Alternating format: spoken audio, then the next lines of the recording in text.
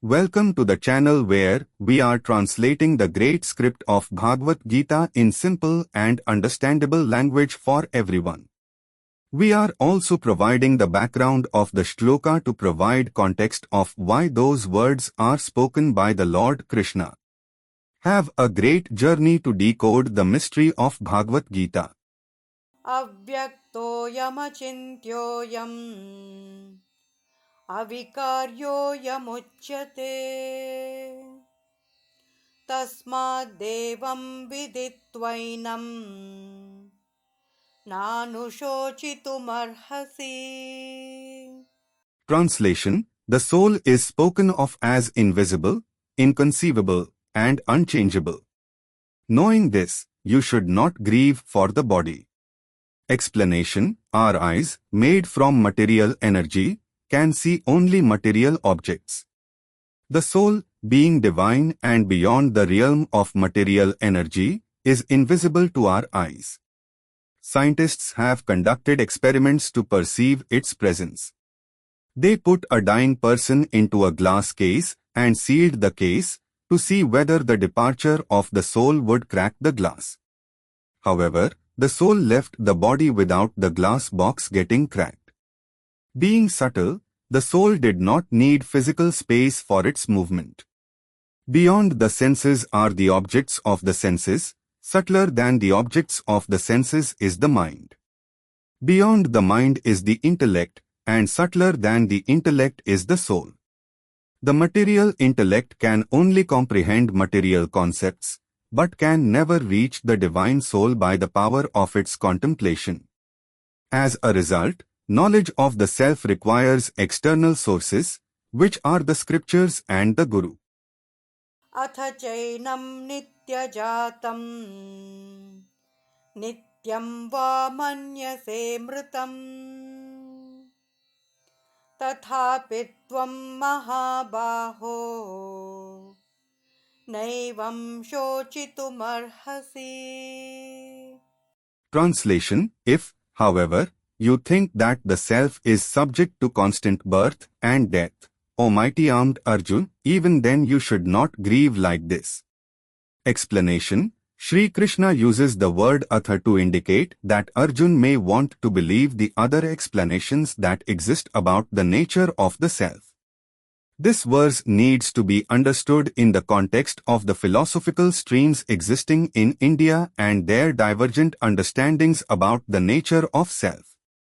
Indian philosophy has historically comprised of 12 schools of thought. 6 of these accept the authority of the Vedas, and hence they are called stick darshan. These are Mmavit Macron and Esavit Macron, Vedant, Nya, Vahahik, Sankhya, and Yoga. Within each of these are more branches. For example, the Vedant school of thought is further divided into 6 schools: Advaitavada, Dvaitavada, Vihidvaitavada, Vishuddhadvaitavada, Dvaitvaitavada, and Achintyabhed-bhedavada. Each of these has further branches. For example, Advaitvada is subdivided into the Hisihivada, Avachedavada, Bimbapratibimbavada, Vivartavada, Arstavada, etc. We will not go into the details of these schools here. Let it suffice for now to know that all these schools of thought accept the Vedas as the authority of reference. Accordingly, they all accept the eternal, unchangeable soul as the self. The remaining 6 schools of Indian philosophy do not accept the authority of the Vedas. These are Chavit Macronar Vyavit Macron Vada, the 4 Buddhist schools, Yochar Vada, Madhyamik Vada, Vabhik Vada, and Swatantrik Vada, and Jainism. Each of these has its own explanation for the nature of the self. Shivaka Vada states that the body itself comprises the self, and consciousness is merely a product of the conglomeration of its constituents. Jainism states that the soul is the same size as the body, and hence, it is subject to change from birth to birth. The Buddhist schools of thought do not accept the existence of a permanent soul, and instead maintain that there is a stream of renewed animation from lifetime to lifetime, which ensures continuity of the individual. It seems that at the time of Sri Krishna two versions of the Buddhist philosophy of renewed animation and non-permanence of the soul existed. Hence he is explaining that even if Arjuna subscribes to this philosophy of renewed animation of the self from life to life, there is still no reason to lament. Why should one not lament? This is now explained in the next verse. जातस्य हि ध्रुवो मृत्युः ध्रुवं जन्म मृतस्य च तस्मादपरिहार्येत्थे न त्वं शोचितुमर्हसि. Translation: Death is certain for one who has been born, and rebirth is inevitable for one who has died. Therefore, you should not lament over the inevitable. Explanation: In English language, there is a popular idiom as sure as death. Benjamin Franklin said, "The only things certain in life are death and taxes." The most certain thing in life is that we will meet with death one day. Psychologists categorize the fear of death as the biggest fear in life. In Patanjali's Yoga Darshan 2, Abhinivesh, or the instinctive urge to survive at all costs, is mentioned as a trait of the material intellect. But for one who has taken birth, death is inevitable. So when something is inevitable, why lament over it? The Mahabharata relates an incident regarding this. During the period of their exile in the forest, one day while wandering the 5 Pandavas were thirsty and came across a well. Yudhishthir asked Bhim to go and fetch water for all of them. When Bhim reached the well, a yakha, semi-celestial being, began speaking from inside the well, "I will only let you take the water if you first answer my questions." Bhim paid no heed and proceeded to draw water. The yakha pulled him in. After some time, when Bhim did not return, a concerned Yudhishthir sent Arjuna to see what was happening and fetch water. When Arjuna reached the well, the yakha asked him to, "I have already seized your brother. Do not attempt to draw the water unless you can answer all my questions correctly." Arjuna also paid no heed, and the yakha pulled him into the well. The other brothers, Nakul and Sahdev, followed him, but met with the same fate. Finally, Yudhishthir himself came to the well. Once again, the yakha said, "Answer my questions if you want to drink water from the well, or I will pull you in, just as I have done to your 4 brothers." Yudhishthir agreed to answer the questions. The yakha was actually the celestial god of death, Yamraj, in disguise. He asked 60 questions, each of which was answered perfectly by Yudhishthir. One of these questions was, "Kim Hacharya?" What is the most surprising thing in this world? Yudhishthir replied, "At every moment people are dying. Those who are alive are witnessing this phenomenon, and yet they do not think that one day they will also have to die. What can be more astonishing than this?" Shri Krishna explains in this verse that life is inescapably a dead end, and so a wise person does not lament over the inevitable. अव्यक्तादीनि भूतानि व्यक्तमध्यानि भारत अव्यक्तनिधनान्येव तत्र का परिदेवना. Translation: O Scion of Bharat, all created beings are unmanifest before birth, manifest in life, and again unmanifest on death. So why grieve? Explanation: Shri Krishna dispelled the cause of lamentation in respect to the soul in verse 2.20 and in respect to the body in verse 2.27. Now he includes both in this verse. Sage Narad instructed Yudhishthir along similar lines in Harmad Bhagavatam. Whether you consider the personality to be an eternal soul or to be a temporary body, or even if you accept it as an inconceivable mixture of soul and body, you should not lament in any way. The cause for lamentation is only attachment that arises out of illusion. In the material realm, each individual soul is bound by three bodies: gross body, subtle body, causal body. Gross body consists of the five gross elements of nature: earth, water, fire, air, and space. Subtle body consists of 18 elements, 5 life airs, 5 working senses, 5 knowledge senses, mind, intellect, and ego. Causal body consists of the account of karmas from endless past lives, including the sanskars, tendencies, carried forward from previous lives. At the time of death, the soul discards its gross body and departs with the subtle and causal bodies. God again gives the soul another gross body according to its subtle and causal bodies and sends the soul into a suitable mother's womb for the purpose. After the soul gives up one gross body, there is a transitional phase before it receives a new gross body. This could be a few seconds in duration or a few years long. So before birth, the soul existed with the unmanifest subtle and causal bodies. After death, it still exists in the unmanifest state. It only becomes manifest in the middle. So death is no reason for grief. आश्चर्यवत् पश्यति कश्चिदेन आश्चर्यवद् ददति तथैव चान्यः आश्चर्यवच्चेनमन्यः शृणोति श्रुत्वाप्येनं वेद न चैव कश्चित्.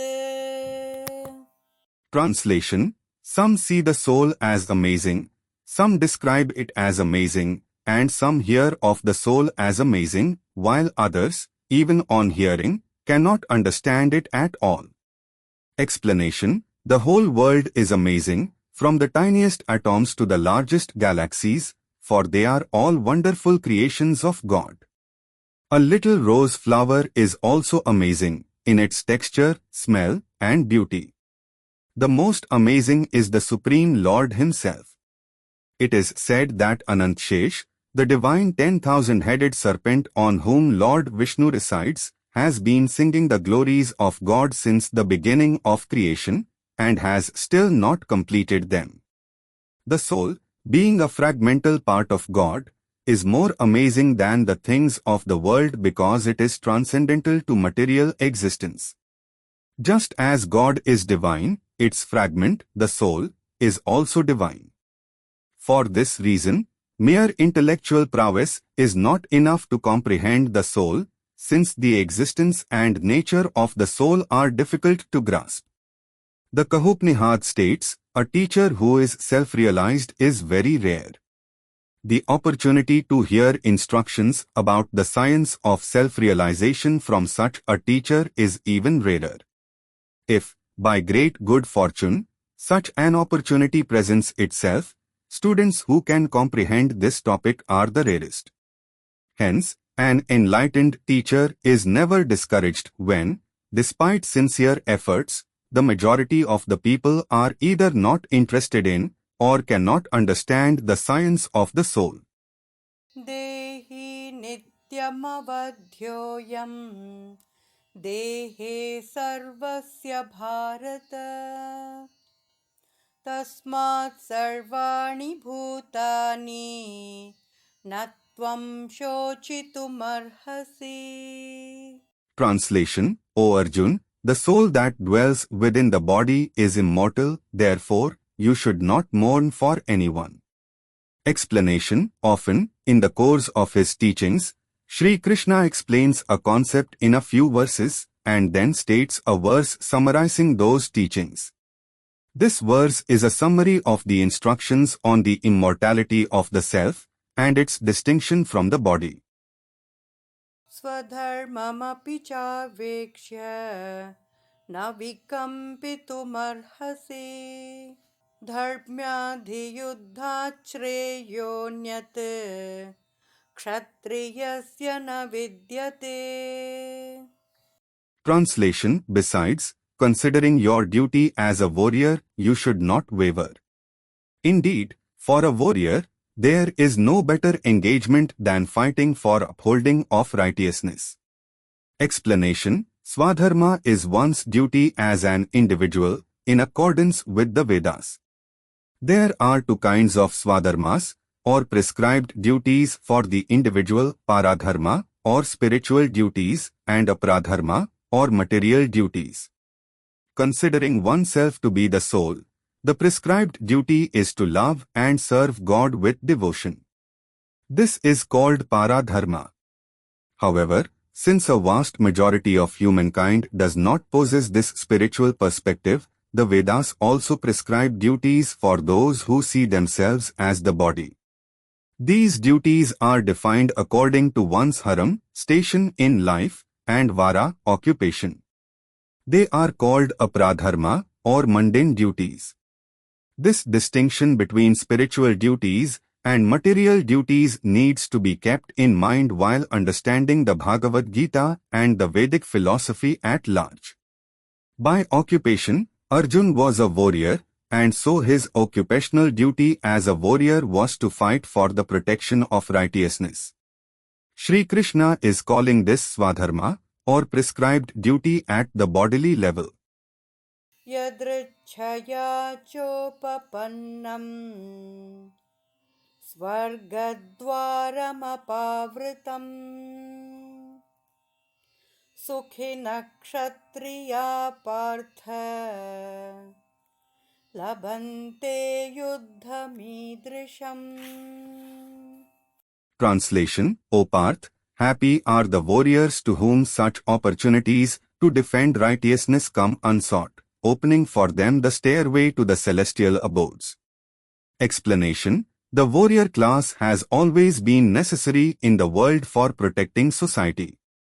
The occupational duties of warriors demand that they be brave and even willing to lay down their lives, if required, for the protection of society. During Vedic times, while killing animals was forbidden for the rest of society, warriors were allowed to go into the forest and practice warfare by killing animals. Such chivalrous warriors were expected to welcome the opportunity to defend righteousness with open arms. The discharge of their duty would be rewarded as a virtuous act in this life and the next. The proper discharge of one's occupational duties is not a spiritual act in itself, and it does not result in God realization. It is merely a virtuous deed with positive material rewards. Shri Krishna brings his instructions a step lower and says that even if Arjuna is not interested in spiritual teachings and wishes to remain at the bodily platform, then also his social duty as a warrior is to defend righteousness. As we can see, the Bhagavad Gita is a call to action, not to inaction. When people are exposed to lectures on spirituality, they often question, "Are you asking me to give up my work?" However, verse after verse, Shri Krishna is giving Arjuna the reverse instruction. While Arjuna wishes to abandon his duty, Shri Krishna repeatedly coaxes him to discharge it. The change that Shri Krishna wishes to see in Arjuna is an internal one, in his consciousness, and not an external renunciation of works. He now explains to Arjuna the consequences of giving up his duty. Atha chetvamimam dharmyam sangramam na karishyasi tatasvadharmam kirtim cha hitva papamavapsyasi. Translation: If, however, you refuse to fight this righteous war, abandoning your social duty and reputation, you will certainly incur sin. Explanation: If a warrior chooses to become non-violent on the battlefield, it will be dereliction of duty and hence classified as a sinful act. Hence, Shri Krishna states that if Arjun abandons his duty, considering it to be repugnant and troublesome, he will be committing a sin. The occupational duty of a warrior is to protect the citizens of the country from oppression. This requires the application of violence in appropriate cases for the maintenance of law and order. He should thus defeat the soldiers of enemy kings and help rule the country according to the principles of righteousness. Akirtim chapi bhutani kathayishyanti te vyayam sambhavitasya cha kirti maranadatirichyate. Translation: People will speak of you as a coward and a deserter. For a respectable person, infamy is worse than death. Explanation: For respectable people, social prestige is very important. The particular guas, modes of nature, of warriors make respect and honor especially important for them. For them, dishonor is worse than death.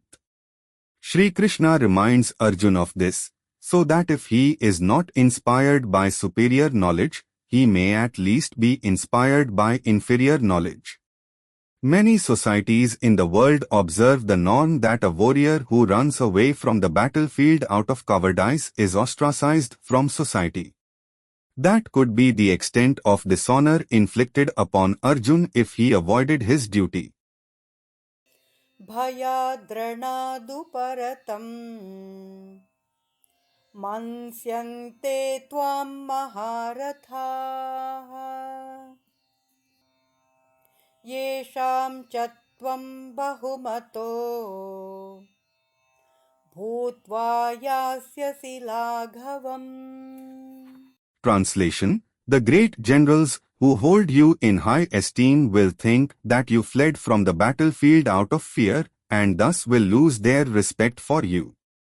Explanation: Arjuna was famous as a mighty warrior and a worthy opponent for even the most valiant of the Kauravas warriors, such as Bhishma, Dronacharya, Karna, etc.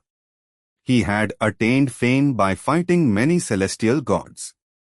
He had fought and overwhelmed even Lord Shiv, who had come in the disguise of a hunter.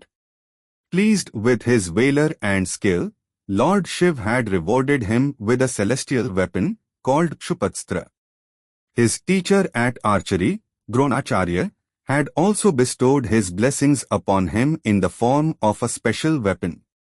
Just before the start of the battle, if Arjuna were to retire from the battlefield, these gallant warriors wouldn't know that affection for his relatives had inspired him to flee. They would consider him a coward and assume that he had abstained from the war in dread of their prowess. Avachya vadanscha bahun vadishyanti tavahitaha nindantastava samarthyam tato dukkhataram nukim. Translation: Your enemies will defame and humiliate you with unkind words, disparaging your might. Alas, what could be more painful than that? Explanation: If Arjuna chose to flee from battle, not only would Arjuna's estimation wane in the assembly of mighty warriors, but he would also be disparaged. Shri Krishna uses the word nindata, which means to vilify. Avcha vievit macrondievit macronen means the use of harsh words such as eunuch. Arjuna's enemies, like Duryodhan, would say many unbecoming things about him, such as, "Look at that impotent Arjuna fleeing from the battlefield like a dog with its tail between its legs." Shri Krishna reminds Arjuna that such derision would be very painful to him.